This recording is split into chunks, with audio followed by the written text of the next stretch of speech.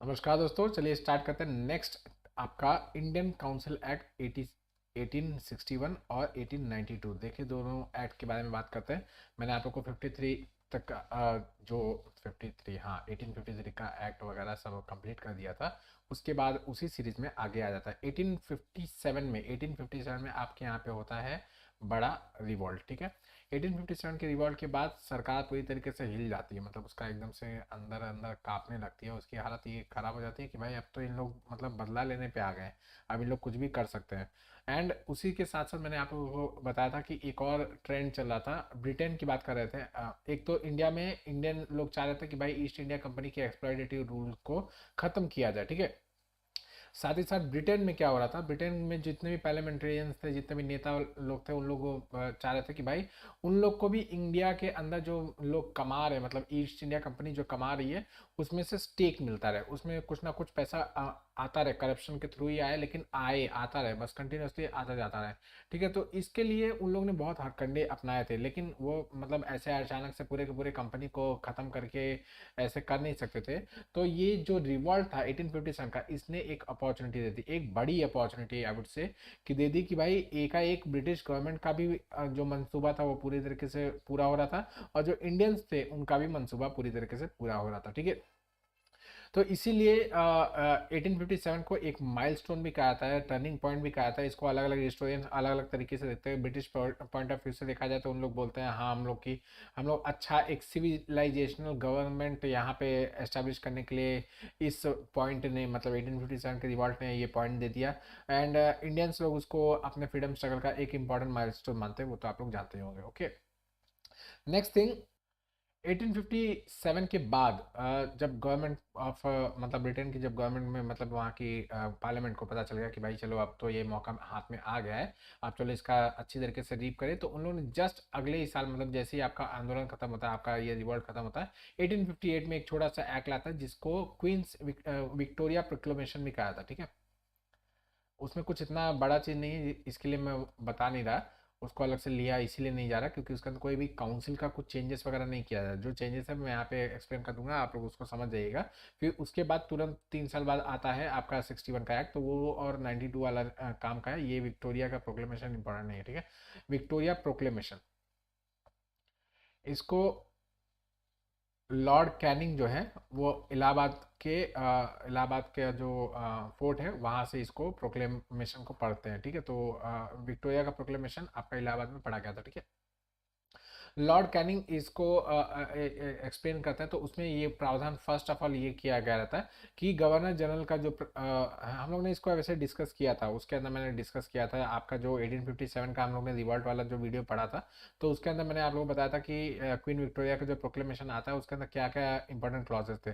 तो first important clause था कि जो गवर्नर जनरल का पोस्ट था उसको पूरी तरीके से एबॉलिश कर दिया गया। उसको मतलब एबॉलिश तो एक्चुअली नहीं किया गया था, इसका नाम चेंज करके कर दिया था governor general and voice Roy कर दिया था। ठीक है, मतलब वॉइस रॉय होने की वजह से ये कौन है, ये आपके क्वीन का जो क्राउन ऑफ इंग्लैंड है उसका प्रतिनिधि है इंडिया के अंदर। ठीक है, गवर्नर जनरल पहले हुआ करता था, अब ये क्या हो गया, अब ये वॉइस ऑफ इंडिया भी हो गया। ठीक है, तो governor general and voice of India इस तरीके से कहा जाएगा। इसके अलावा जो आपके डॉक्ट्रिन ऑफ लैब्स था उसको खत्म करने की बात कही थी, ये हम लोगों ने सब डिस्कस किया। ओके, फिर डॉक्ट्रिन ऑफ लैब्स खत्म करने की बात की, जो भी इन इल मतलब तरीके से जो भी माल एडमिनिस्ट्रेशन या ऐसे घटिया तरीके से जो भी हड़प किया गया था वो सब कुछ क्या बोलते हैं रोक दिया जाता है, कि जितने भी आपके उस समय के जो छोटे छोटे प्रिंसिपैलिटीज को जबरदस्ती हड़प लिया गया था उन लोग को वापस वापस दे दिया था कि जाओ भाई अपना राज करो।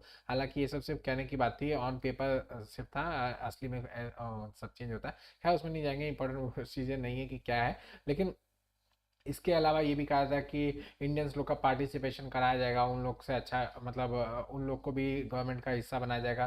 साथ ही साथ मिलिट्री के अंदर रिफॉर्म्स वगैरह हम लोगों ने डिस्कस किया था कि बंगाल के अंदर 2:3 का रेशियो बना देता है इस तरीके से और आर्मरी को कभी भी किसी भी कीमत पे आप लोग इंडियंस के हाथ में नहीं जाने देने वाले हो, ब्रिटिश लोगों के हाथ में ही रहने वाला है। ये सब चीज़ें हम लोग डिस्कस की थी। तो उस विक्टोरिया प्रोक्लेमेशन ने बहुत बड़ा एक ड्रास्टिक चेंज लाया था, ठीक है। तो उस प्रोक्लेमेशन को पढ़ने के लिए आप लोग रिवॉल्ट ऑफ 1857 का लास्ट के 3-4 मिनट देखेंगे तो आपको समझ में आ जाएगा। ओके, चलिए आते हैं आपका फर्स्ट इंडियन काउंसिल एक्ट 1861 के ऊपर, ठीक है। इसने यूनाइटेड किंगडम के हिसाब से, मतलब यूनाइटेड किंगडम के पार्लियामेंट के अधीन आ चुका है आपका पूरा का पूरा भारत, तो उसके हिसाब से इन लोग करने की कोशिश करेंगे क्या, रिस्पॉन्सिबल गवर्नमेंट, या फिर इन लोग cabinet form of the government लाने की इन लोग कोशिश करेंगे कि भाई अब इंडिया में भी ना हम लोग मतलब धीरे धीरे करके कैबिनेट फॉर्म ऑफ गवर्नमेंट लाएंगे। एंड इसमें क्या होगा कि जब लॉर्ड कैनिंग जब आए थे तो लॉर्ड कैनिंग ने एक पोर्टफोलियो सिस्टम लाया था, ठीक है। इग्नोर द पोर्टफोलियो सिस्टम, ठीक है। ये पोर्टफोलियो सिस्टम बहुत ही इंपॉर्टेंट हुआ। इनफैक्ट उसको यहाँ पे इन लोग ने रिकॉग्निशन दे दिया। इनको रिकॉग्निशन इस तरीके से दे दिया कि इस एक्ट के थ्रू पोर्टफोलियो सिस्टम ने मतलब अपनी जड़ी जमा दी। आगे के जितने भी एक्ट्स आएंगे उसके अंदर आपका पोर्टफोलियो सिस्टम ही काम करने वाला है। Okay, what is portfolio system, वो भी आप लोगों को बता देता हूँ कि जैसे आजकल नहीं होता आपके जैसे कैबिनेट मिनिस्टर्स होता है, तो ये क्या है, एक एक पोर्टफोलियो लेके बैठे हुए हैं ना। मतलब एक को एग्रीकल्चर पोर्टफोलियो मिला है, किसी को सड़क का पोर्टफोलियो, इंफ्रास्ट्रक्चर का मिला हुआ, किसी को जल शक्ति मंत्रालय मिला हुआ, किसी को कोऑपरेटिव मंत्रालय मिला हुआ, ठीक है। इस तरीके से बहुत सारे मतलब आपके पोर्टफोलियोज मिले हुए हैं, मतलब डिवीजन करके दिया गया है, सबको अलग अलग काम दे दिया गया है। सब लोग रिस्पॉन्सिबल टुवर्ड्स द पार्लियामेंट है, ठीक है, टुवर्ड्स द लोकसभा है, सबके सब रिस्पॉन्सिबल इनका।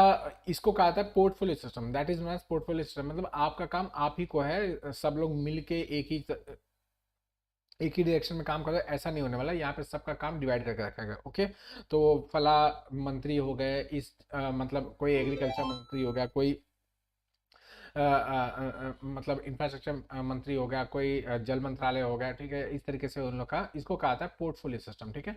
तो इसके अलावा इन लोग ने, जैसे मैंने बताया कि ब्रिटिश लोगों ने ये चाहा कि भाई इंडियन लोगों को भी हम लोग लॉ मेकिंग प्रोसेस के अंदर इंट्रोड्यूस करेंगे, ठीक है। अभी मैं दिखाता हूँ कि कैसे इन लोग बस बेवकूफ़ बनाते थे इंडियंस को, ठीक है। और इसको पास किया गया था, ये डेट वगैरह याद करना तो याद कर सकते हो, कोई इंपॉर्टेंट नहीं है। ओके, मेन प्रोविजंस क्या था, तो फर्स्ट इसी से शुरुआत होती है आपका रिप्रेजेंटेटिव इंस्टीट्यूशन का, ठीक है।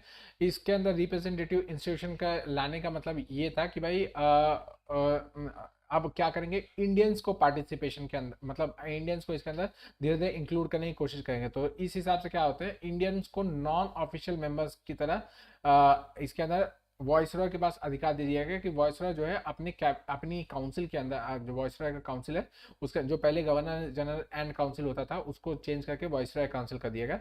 तो वॉइसरॉय के काउंसिल के अंदर कोई भी इंडियंस को नॉन ऑफिशियल मेंबर की तरह डेजिग्नेट करके बुलाया जा सकता था, जिसका मतलब पावर का मतलब यूज करके लॉर्ड कैनिंग ने राजा जो थे उस समय बनारस के, और महाराजा जो थे पटियाला के, सर दिनकर राव, इन तीनों जन को क्या बोलते हैं बुलाया था, ठीक है। इन तीनों को आपके नॉन ऑफिशियल मेंबर की तरह रिकॉग्नाइज किया गया था। अब देखिए इन लोग का मतलब, इन लोग को मतलब ये कहा जा रहा है कि हाँ representative institution, but representation in the sense क्या है, कुछ नहीं है। क्या किसको किसको बनाया गया है, राजा लोगों को बना दिया गया, ठीक है। राजा लोगों को बना दिया गया, तो ये क्या जनता की आवाज है, जनता ने इलेक्ट करके भेजा, नहीं नहीं, जिसको भी राजा लोग ने चाहा उसी को इन लोग ने रिप्रेजेंटेटिव करके बना दिया। और दूसरी बात, इन लोगों को पावर क्या दिया गया, नॉन ऑफिशियल मेंबर का इनको टैग दिया गया। मतलब ये ऑफिशियल एक्टिविटीज में काम ही नहीं ले पा रहे, मतलब इन लोग सिर्फ और सिर्फ वहां पे जाके प्रवचन दे सकते हैं, बोल सकते हैं, लेकिन ये इनकी बात सुनी नहीं जाने वाली। इनके इनके कोई अधिकार क्षेत्र में कोई चीज नहीं है। इन लोग सिर्फ और सिर्फ जाके वहां पे सिर्फ भाषण देंगे, या जो भी कोई इशू चल रहा होगा उसके ऊपर कुछ बोल के चले आएंगे, और उसके ऊपर कोई एक्ट होगा, ऐसा कोई मतलब कोई रिस्पॉन्सिबिलिटी वगैरह नहीं है। ये नॉन ऑफिशियल ऑफिशियल मेंबर है, तो एक्चुअली में इनका कोई वैल्यू भी नहीं है वॉइसरॉय के सामने। ओके, नेक्स्ट है आपका जो बॉम्बे और मद्रास प्रोविंस का जो पावर खींच ले लिया गया था, लेजिस्लेटिव पावर की बात कर रहा हूँ, और डाइवर्ट कर दिया गया था बंगाल प्रोविंस के पास, वो सारा का सारा वापस से री इंस्टेट कर दिया गया आपके बंगाल और मद्रास को, ठीक है। कह दिया कि अब आप लोग फिर से वापस से लेजिस्लेटिव एक्टिविटीज में काम में आ सकते हो, ठीक है। इसके अलावा नए लेजिस्लेटिव काउंसिल एस्टेब्लिश किए गए नॉर्थ वेस्टर्न प्रोविंस में, पंजाब में और बंगाल में तो पहले से था ही, ठीक है। तो ये एक्चुअली हाँ बंगाल में पहले से था, ठीक है। इस तरीके से आपके और नए स्टेट्स धीरे धीरे बनना स्टार्ट हो जाएंगे, ठीक है। तो NWFP जो था उसमें, और पंजाब के अंदर नए नए लेजिस्लेटिव काउंसिल, मतलब आपके 5 लेजिस्लेटिव काउंसिल हो गया, 3 आपके बॉम्बे मद्रास और क्या बोलते हैं, बॉम्बे मद्रास और बंगाल हो गया, और आपका NWFP हो गया और पंजाब हो गया, ठीक है, 5 हो गया। पोर्टफोलियो सिस्टम को लॉर्ड कनिंग ने स्वीकृति दे दी, और उसके ही आगे इन्हीं ने इंट्रोड्यूस किया था, तो इन्होंने उसको वैसे का वैसे काम करवाया, ठीक है। नेक्स्ट, ऑर्डिनेंस का क्लॉज लाया गया है। ऑर्डिनेंस का इन केस ऑफ कोई इमरजेंसी सिचुएशन ऑर्डिनेंस लाया जा सकता है, जिसका मैक्सिमम जो एज होगा वो 6 महीने होगा। ये क्लॉज जो है वो आज भी हमारे यहाँ पे चला आ रहा है। हमारे कॉन्स्टिट्यूशन का आर्टिकल 123 जो है, article 123 stands for ordinances pass by the, मतलब जो प्रेसिडेंट के पास जो पावर है ऑर्डिनेंस पास करने का, वो पास नहीं प्रमलगेट करने का, वो जो पावर है वो आपके आर्टिकल 123 के अंदर मेंशन किया गया, वो यहाँ से ही आ रहा है, ठीक है। कि इमरजेंसी केस में वॉइस रॉय जो चाहे वो आपका without the concurrence of council, council के मतलब सलाह मशवरा करे बगैर ही वो सीधा सीधा इमरजेंसी कंडीशन में इस तरीके से ऑर्डिनेंसेस पास कर सकते हैं। और ये आई एम सॉरी, जो ऑर्डिनेंसेस हैं वो 6 महीने मैक्सिमम समय तक रह सकते हैं, ओके। तो ये आपका क्या बोलते हैं मेन प्रोविजन है इस एक्ट के, ओके। चलिए आगे बढ़ते हैं। ड्रॉबैक्स या फिर कॉन्स की बात करता है इस एक्ट के, तो मैंने आप लोगों को अभी थोड़ा सा बताया था, वापस से बताया था कि फर्स्ट जो बिगेस्ट ड्रॉबैक था वो है selection and role of the additional member. जो एडिशनल मेंबर्स लाए गए थे वो क्या थे, वो सिर्फ और सिर्फ नॉन ऑफिशियल थे, उनको नॉन ऑफिशियल मेंबर का दर्जा दिया गया था। नॉन ऑफिशियल मेंबर मतलब उनका एक्चुअली में कोई वैल्यू है नहीं, वो रहे या ना रहे कोई फर्क नहीं पड़ता, उनका काउंटिंग भी कहीं नहीं होने वाला है। लेकिन क्या बोलते हैं उनको सिर्फ बना के रखा, क्यों? क्योंकि इंडियंस लोग ने रिवॉल्ट किया था ना, इंडियंस लोग ने रिवॉल्ट किया था, तो उनको पैसिव करने के लिए इंडियंस को कुछ ना कुछ तो देना भी पड़ेगा, ठीक है।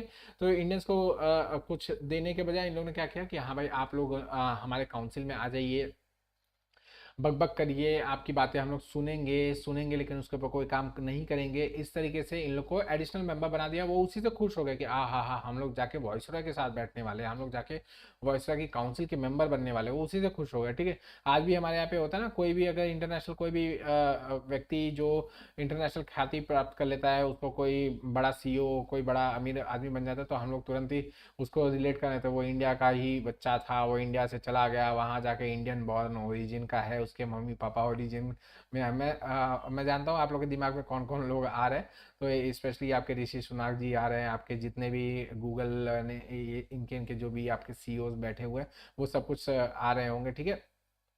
तो ये इसी तरीके से था कि भाई हम लोग उस समय भी इतने खुश हो जाते थे कि अरे हमारे राजा जो है वो वॉइसरॉय के काउंसिल में जाके बैठे हुए, तो इससे ही खुश हो जाते थे।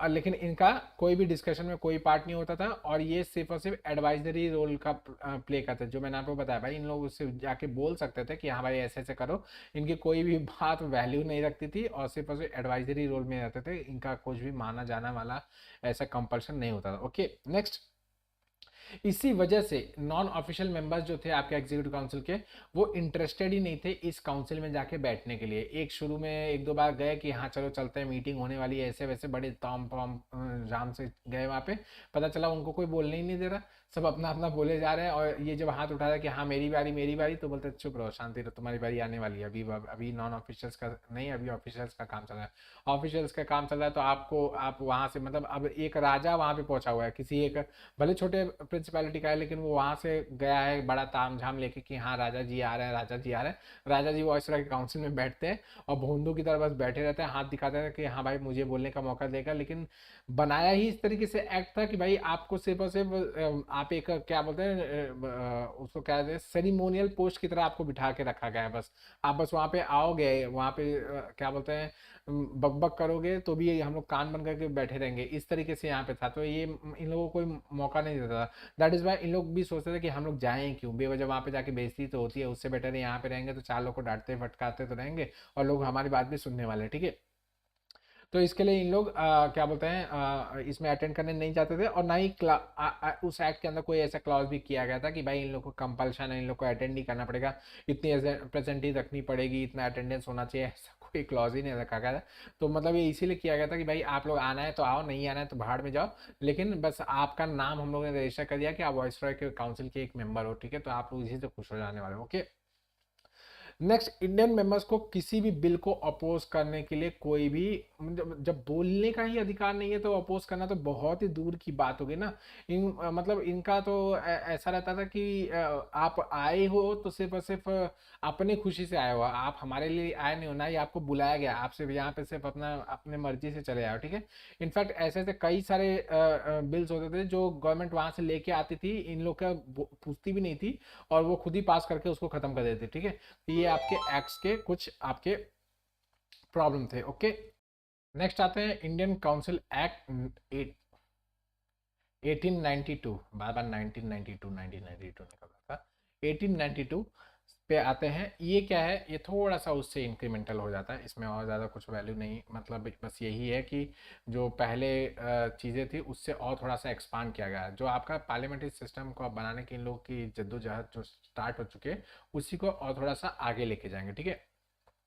मोस्टली इन लोग का सिंपल यही रहता था कि नॉन ऑफिशियल मेंबर्स को अब ऐड करते जाओ, नॉन ऑफिशियल मेंबर जितने ज़्यादा ऐड होते जाएंगे उतना इंडियंस लोग को खुशी मिल जाएगी, ठीक है। इसमें एक और चीज़ आप लोग को याद रखनी है कि 1885 में आपका इंडियन नेशनल कांग्रेस का गठन हो जाता है, ठीक है। इंडियन नेशनल कांग्रेस का जो गठन होता है, मतलब एस्टेब्लिशमेंट हो जाता है, तो उसके बाद से इंडियन नेशनल कांग्रेस कंटिन्यूसली यही मांग करती है कि भाई इंडियंस लोग का रिप्रेजेंटेशन होना चाहिए, no representation without no taxation without representation. ये आपका अमेरिका से लिया गया स्लोगन था, जो कभी कभार यहाँ पे इन लोग भी यूज़ करते थे, ठीक है। तो इन लोग का ये था कि भाई हमारे हमारे जो कोर लीडर्स हैं, जो हमारे लीडर्स हैं, उन लोग को तो एटलीस्ट रिप्रेजेंटेशन आपको देना चाहिए, ठीक है।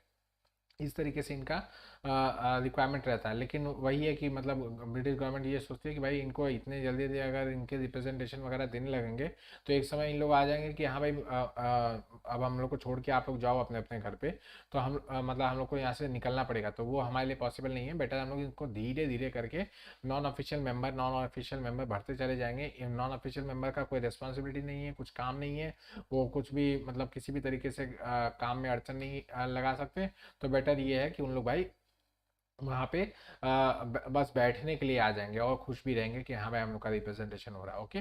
नेक्स्ट, इंडियन काउंसिल एक्ट 1892 में वही आपके जो कुछ अमेंडमेंट्स लाए गए composition and function of the legislative council के लिए, ठीक है। तो इसमें भी वही expanded the number of central and provincial council के मेंबर्स लोग का नंबर्स जो है एक्सपांड किया गया।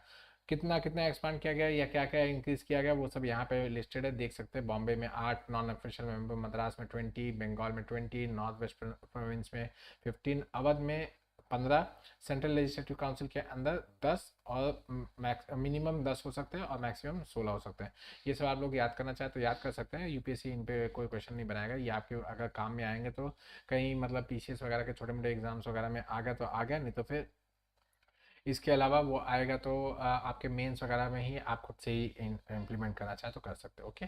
नेक्स्ट, मेंबर्स लोग को डिबेट करने का, बजट के ऊपर डिबेट करने का अधिकार दे दिया गया। ये एक नया चीज़ था, बजट के ऊपर जो बजट पेश किया जा रहा है उसके ऊपर डिबेट करने का अधिकार दे दिया गया मेंबर्स को कि भाई मेंबर्स लोग अब आप इसके ऊपर आके मतलब आके जो छोटे मोटे बिल्स पे जो आप लोग प्रवचन देते थे, अब आप बजट पे भी प्रवचन दे सकते हो, मतलब आप लोग डिबेट कर। लेकिन इसके ऊपर क्वेश्चन सिर्फ मतलब आपको कोई एक बार ही सिर्फ क्वेश्चन कर सकता है, लेकिन उसके बाद आप इसके ऊपर काउंटर क्वेश्चंस नहीं कर सकते। फॉर एग्जांपल कोई भी एक किसी भी एक नई स्कीम के ऊपर पैसे की बात की जा रही है, तो कोई एक व्यक्ति एक ही क्वेश्चन कर सकता है, उसके बाद उसके ऊपर वापस से क्वेश्चन करने का कोई अधिकार नहीं, मतलब काउंटर क्वेश्चन वो नहीं कर सकता, फॉलो अप क्वेश्चन वगैरह नहीं कर सकता।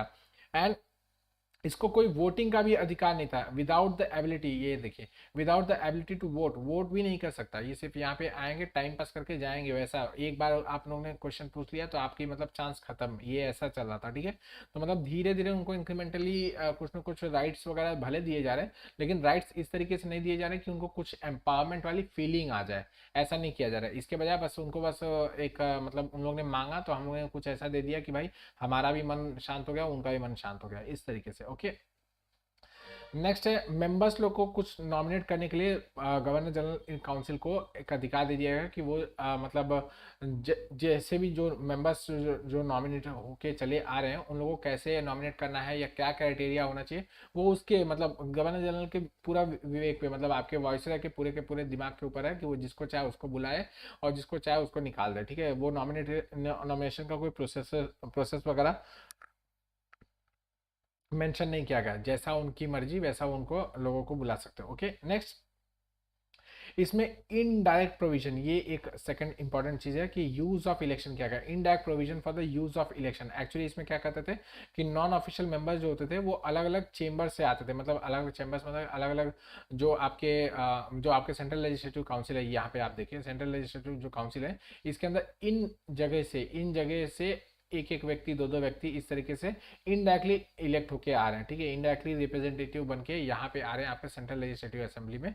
तो इसके लिए ये मतलब इसको माना जाता है कि भाई ये एट ए मतलब कुछ तो इलेक्शन जैसा ऐड कर दिया गया, दो it is an indirect election, तो फिर भी इलेक्शन तो इसके अंदर जुड़ा हुआ है, तो दैट इज इनडायरेक्ट इलेक्शन इसके अंदर ऐड कर दिया गया, ठीक है। इस तरीके से इनका मतलब कुछ तो इलेक्शन का नया पुट आ गया। ओके, नेक्स्ट, ये आपका नॉमिनेशन का ये था कि Bengal chamber of commerce, governor general of the provincial legislative council, ये सब आपके district board, municipalities, university, trade association, ये सबके पास अधिकार होगा कि आपके नॉन ऑफिशियल मेंबर्स को लेजिस्लेटिव काउंसिल के अंदर, जो आपका सेंट्रल लेजिस्लेटिव काउंसिल है उसके अंदर नॉमिनेट करने का अधिकार दे दिया कि अपने अपने तरफ से एक एक रिप्रेजेंटेटिव आप भेजिए, ठीक है। लेकिन याद रखिएगा ये सब नॉन ऑफिशियल मेंबर्स है, तो इनका कोई वैल्यू नहीं है, मतलब है ना है एक ही बराबर, जैसे जैसे अभी मैंने बताया आप लोग को। ओके, चलिए नेक्स्ट, इसका सिग्निफिकेंस क्या है। सिग्निफिकेंस क्या है कि इसने एक तो आपका पॉलिटिकल हिस्ट्री में सिग्निफिकेंट, ये सब माइलस्टोन, ये सब कोई शब्द है इसे भरने के लिए, ठीक है। नेक्स्ट है, इसने इंक्रीज कर दिया क्या, size of the various legislative council, जो कि पूरे के पूरे भारत के अंदर भरे पड़े थे। तो इससे क्या हुआ, इंडियंस का एक्चुअली में एडमिनिस्ट्रेशन में मतलब देख तो सक रहे हैं कि हाँ भाई एडमिनिस्ट्रेशन में हो क्या रहा है, बजट आ रहा है, बजट पास किया जा रहा है, उससे पैसे निकाले जा रहे हैं, काम कराया जा रहा है, उस काम के हिसाब से फिर उसका रिपोर्ट्स तैयार किया जा रहा है, रिपोर्ट्स तैयार करके उसके ऊपर डिबेट की जा रही है कि भाई आपने अच्छा किया, बुरा किया, नया क्या कर सकते हैं। ये सब चीज़ों के ऊपर जो हो रहा है, तो इससे एक्चुअली में इंडियंस लोग सीख पा रहे हैं क्या, रिप्रेजेंटेटिव डेमोक्रेसी के अंदर काम कैसे होता है, ठीक है। जो आपका वेस्टमिनिस्टर टाइप ऑफ जो गवर्नमेंट है, या वेस्टमिनिस्टर टाइप का, या प्राइम मिनिस्टर टाइप ऑफ जो डेमोक्रेसी है, उसके अंदर कैसे काम होता है वो लोगों को देखने को मिल रहा था, ठीक है। नेक्स्ट है, इसको माना जाता है कि ये फर्स्ट स्टेप है टुवर्ड्स गवर्नमेंट या representative government of the modern India, ठीक है। मैंने आपको बताया भाई इसके अंदर काउंसिल एक्सपांड किया गया, तो नॉन इलेक्टेड मेंबर्स मतलब आपके नॉन ऑफिशियल मेंबर्स को एक इलेक्शन के थ्रू, छोटा सा इलेक्शन, इनडायरेक्ट इलेक्शन है लेकिन उसके थ्रू बुलाया जा रहा है। तो रिप्रेजेंटेटिव फॉर्म ऑफ गवर्नमेंट का एक मतलब कहा जाता है कि स्टार्टिंग फेज है, दो it is not an actual representative government but it is a starting phase, तो इसके लिए ये माना जाता है। ओके, नेक्स्ट, इसने एक बड़ा डेवलपमेंट ये पैदा कर दिया कि इसके वजह से भारत के अंदर रेवोल्यूशनरी फोर्सेस काम पे लग गई, ठीक है।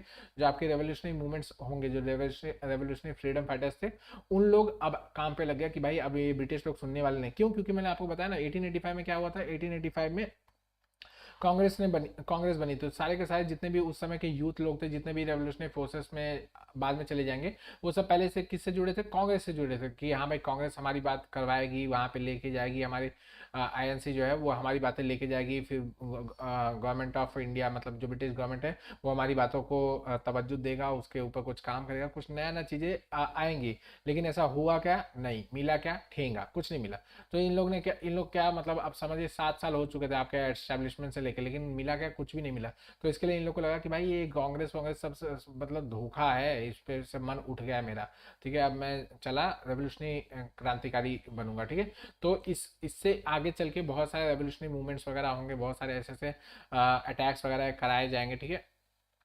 और क्या बोलते हैं रेवोल्यूशनरी जो फ्रीडम मूवमेंट होता है वो यहाँ से जन्म लेता है, ठीक है। चलिए इसी के साथ वाइंड अप करता हूँ, आप लोग से आगे मिलूंगा नेक्स्ट वीडियो में, तब तक ऐसे पढ़ते रहे। थैंक यू वेरी मच, चलिए बाय।